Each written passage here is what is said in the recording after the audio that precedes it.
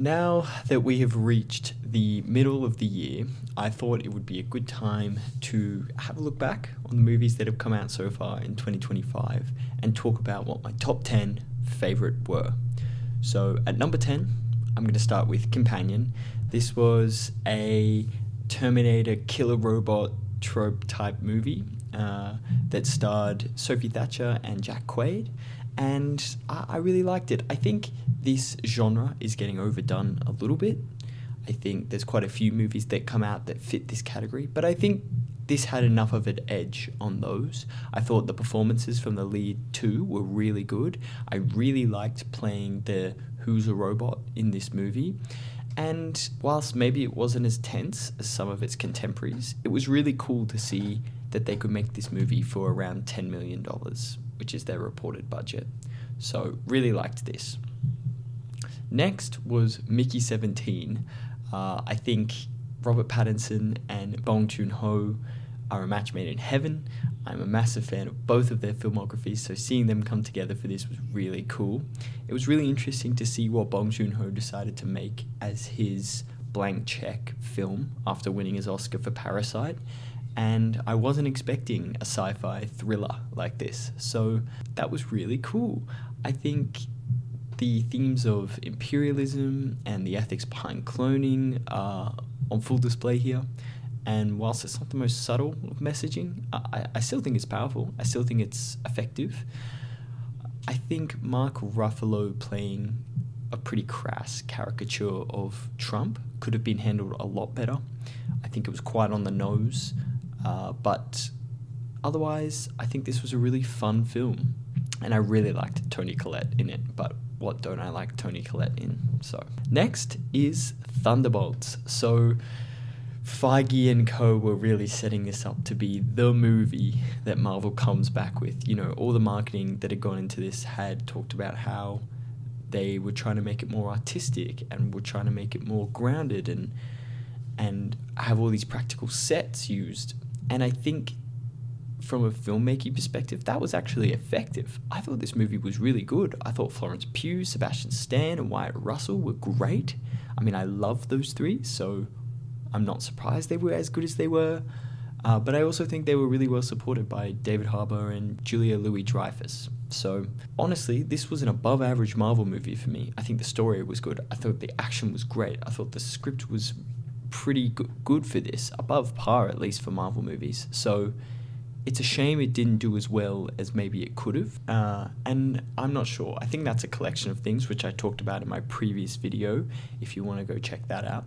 But I hope Disney and Marvel don't learn the wrong lessons from this, but I don't have high hopes.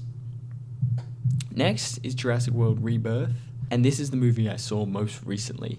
I actually have a review out on Instagram, TikTok, and even here, so if you want to see my full thoughts on this, please check that out. Admittedly, I have a bias here. I'm a big Jurassic Park fan. It's my favorite movie of all time, so it's hard to be overly critical on these, but I love a dino rom, and this doesn't disappoint. I think the cast all do a really good job.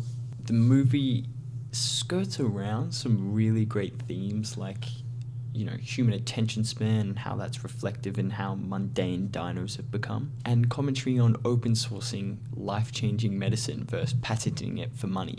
I thought, it touched on really important things, but then never really elaborated enough on them for my liking.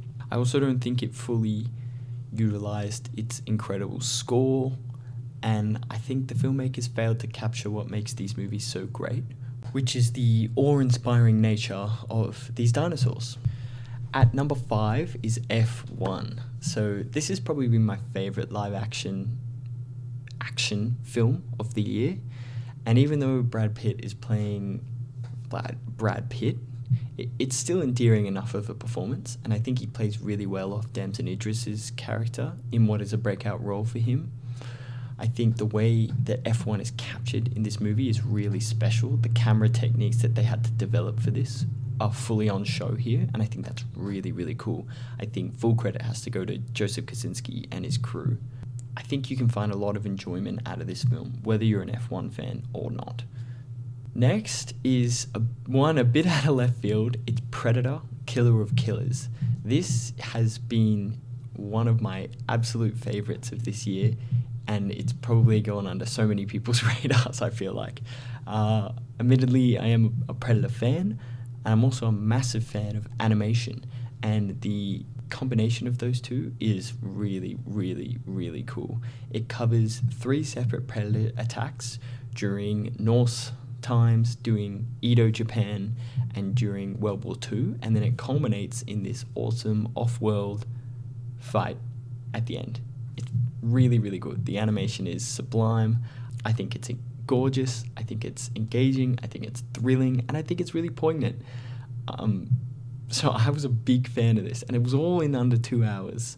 I highly, highly recommend this. If you're a fan of animation, action, the Predator franchise, any of that, check this out, because it's really good, genuinely. Number 4, into the top 4 now, and these are easily the 4 best of this year for me. This is Bring Her Back. So this is the follow-up film to Talk to Me, which was by the Philippou brothers, who are Aussie-based directing duo, so big shout out to that. Love the work that they're doing, and it's a worthy successor. It is an excellently crafted horror movie. There are some scenes in this that have stayed with me to this day, because they just make my spine tingle. They are truly horrifying, and I cringe just thinking about them in a good way. I think it's a really intimate story with not very many characters, and it doesn't rely on jump scares to be really horrifying, and I think all of that works in its favor. I'm really excited to see what they do next, and this was a really, really strong entry for them.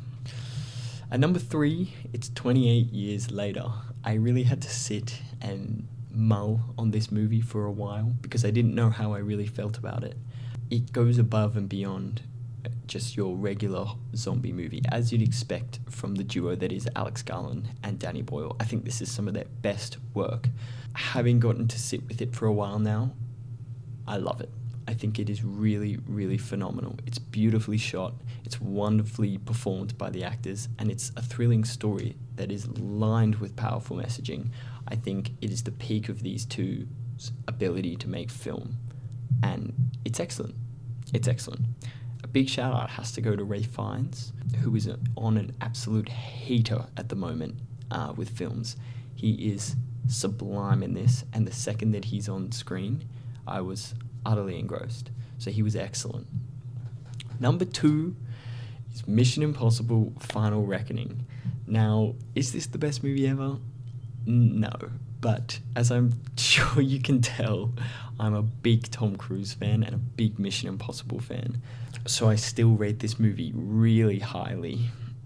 I think this movie is worth the price of admission purely for that action set piece at the end with the biplanes. That is just incredible. Like, the way he puts himself on the line for these movies has to be commended. And yeah, I can't hate on it. I think, yes, the story falls short in some places, but I just can't help but have a great time in these movies. I also want to shout out Tremel Tillman, who I thought was so good in the limited screen time he has on this, and I just can't wait to see where he goes after Severance in this. I think he's got some really cool projects lined up, so I can't wait to see those. And the final movie is, of course, Sinners. It's no surprise that this is my favourite movie of the year. It's probably one of my favourite movies of all time. Coogler has just made a staggering piece of media. The experience I had in IMAX, I will never, ever forget. The way he crafts this story about vampires, of all things, to have all these layers to it is just amazing. The 2 scenes that will specifically stay with me is the first scene where Miles Caton's character is singing a song that transcends time periods, and all the different music from the last 200 years is on screen, and it's just incredible. And then the other one is when the aspect ratio of the movie changes to 4:3 for the big fight at the end of the film. That was incredible. Wow, what a movie. So good to have an original movie of this caliber in 2025, and So this is my best movie of the year so far.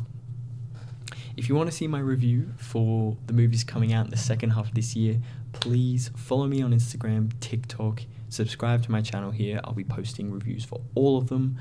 Also, if you want to see my full ranking, that's on Letterboxd, so you can add me with the same username there. Thank you for watching this. Hope you enjoyed. Let me know if there's any movies you want me to check out that you think I've missed here, and let me know what your rankings were. Thanks.